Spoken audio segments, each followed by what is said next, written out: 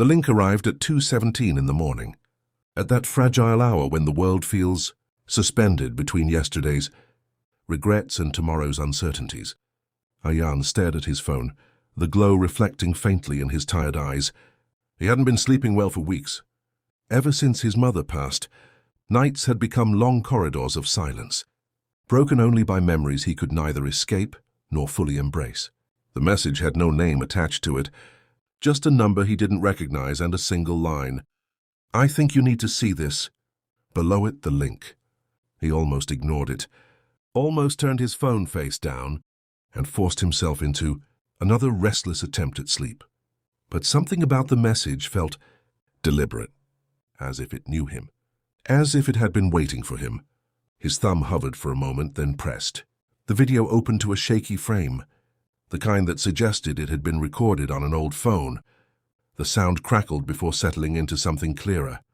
At first, there was nothing remarkable. A quiet room, a window half open, curtains breathing gently with the night air. Then the camera shifted and his breath caught in his throat.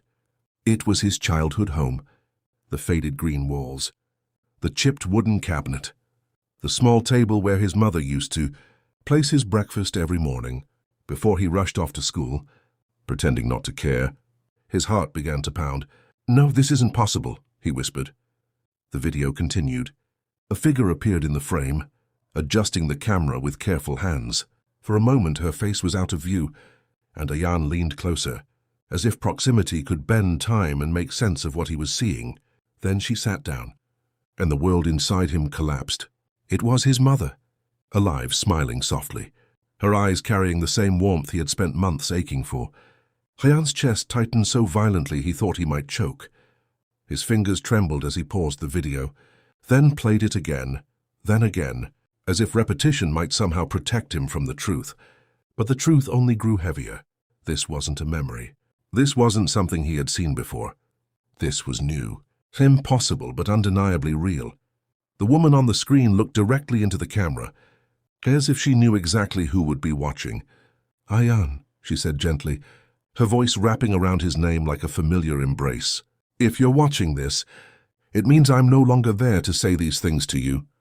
Ayan let out a broken sound, something between a sob and a gasp. His vision blurred, but he forced himself to keep watching. "I know you," she continued. "You're probably confused, maybe even a little angry. You always hated not understanding things." A faint smile touched her lips, the kind that used to calm his storms when he was a child. "But I need you to listen. Really listen." The room around Ayan seemed to disappear. There was only her voice, steady and alive in a way that felt both comforting and cruel. "There are things I couldn't tell you while I was there," she said, "not because I didn't want to, but because I was afraid you wouldn't hear me." Ayan shook his head, tears slipping down his face. "I would have listened," he whispered to no one. "I would have listened to everything." Her eyes softened, as if she had heard him across whatever distance separated them. "You think you would have?" she said quietly. "But grief has a way of making us believe in perfect versions of ourselves." Ayan pressed his hand against his mouth, trying to contain the rising tide inside him. "I'm not sending you this to make you sad," she went on. "I'm sending it because you're lost, and I couldn't leave without trying to guide you back." He felt something shift in his chest, a fragile, aching hope. "You've been blaming yourself," she said, "for not being there enough, for the things you didn't say, for the moments you thought you had more time." Ayan closed his eyes, pain slicing through him with brutal precision. She was right. Every night he replayed their last conversation, the way he had rushed it, the way he had said, "I'll call you later," as if later was guaranteed. "I need you to understand something." Her voice grew firmer, though still gentle. "Love doesn't measure itself in perfect moments. It lives in everything in between." He opened his eyes again, staring at her as if she might disappear if he blinked too long. "You loved me," she said, "and I knew it. Even when you were too busy, even when you were distant, even when you thought you were failing me, I knew." The words hit him with a force that left him breathless. For months he had carried guilt like a second skin. Every missed call, every postponed visit, every unspoken word had turned into evidence against him. And now she was dismantling it piece by piece. "I didn't need perfection from you," she continued. "I just needed you." And I had you. Ayan's shoulders shook as the weight he had been carrying began, slowly, painfully, to loosen.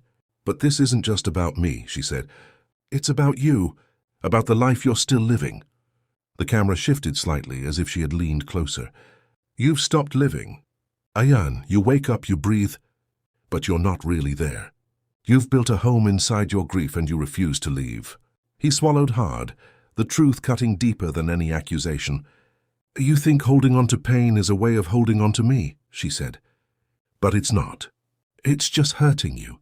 A silence followed, heavy and intimate. I didn't raise you to survive, she whispered. I raised you to live. Something inside him cracked open. Images flooded his mind. His mother laughing in the kitchen, scolding him for staying up too late, holding his hand when he was afraid of the dark. She had always been full of life, fierce, stubborn, impossibly strong. And he had turned her memory into something fragile and suffocating. I want you to let go, she said softly. Not of me. Never of me, but of the pain that's keeping you stuck. Ayan shook his head instinctively, fear tightening his chest.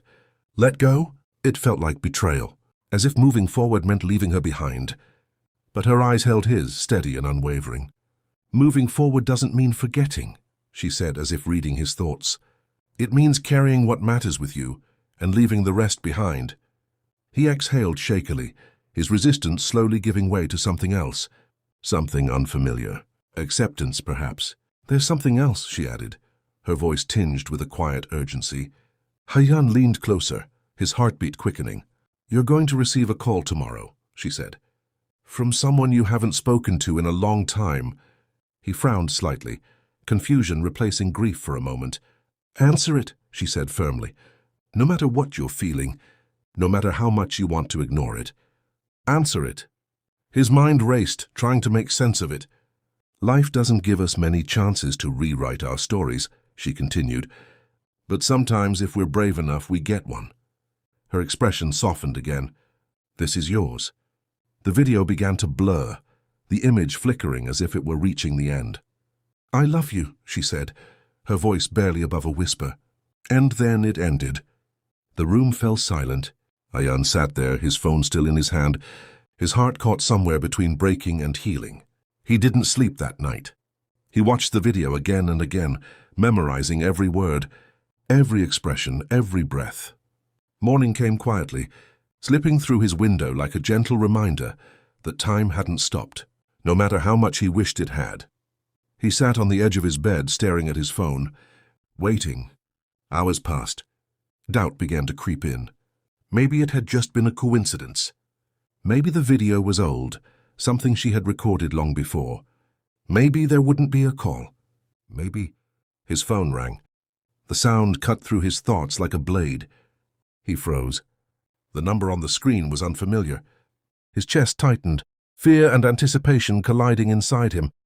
For a moment he considered letting it ring. It would be easier, safer. But then her voice echoed in his mind. Answer it. His hand moved before he could change his mind. Hello? He said, his voice unsteady. There was a pause. Then a voice he hadn't heard in years. Ayan. His breath caught. It was his younger sister. The one he had pushed away after their mother's death. The one he had blamed for things that weren't her fault. The one he had lost not to death, but to distance. I didn't know if you'd pick up, she said, her voice trembling. Ayan closed his eyes, emotion surging through him. I almost didn't, he admitted. A small shaky laugh came from the other end. I'm glad you did. Silence settled between them, heavy with everything they hadn't said. I miss you, she whispered. The words broke something inside him. I miss you too, he said, his voice thick with emotion. And for the first time in months, he felt something shift. Not a complete healing, not a sudden transformation, but a beginning. A fragile, hopeful beginning. As he sat there listening to his sister's voice, Ayan realized something that hadn't made sense before. The video hadn't been about the past. It had been about the future. And for the first time since his mother's death, he allowed himself to step toward it.